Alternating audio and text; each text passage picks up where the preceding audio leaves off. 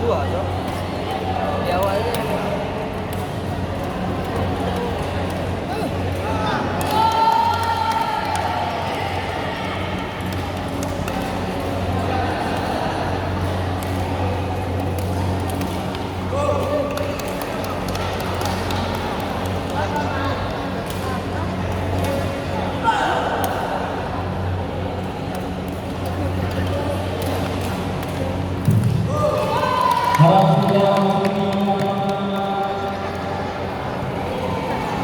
lapangan 4 harap sudah 4 MCS 1 menghadapkan MTS Samani harap sudah 4 ganda 1 MCS 1 berhadapan dengan MTS Samani.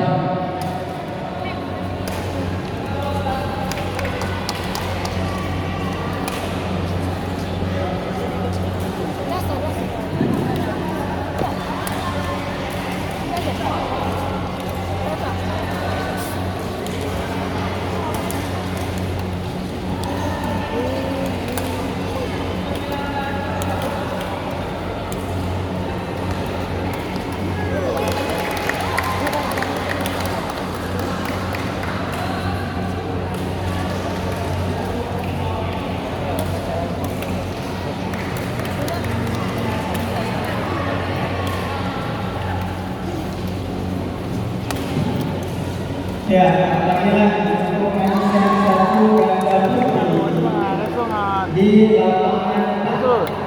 Dan ini yang berarti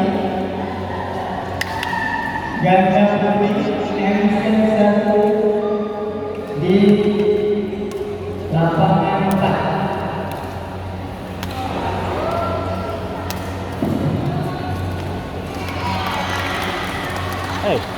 Supporter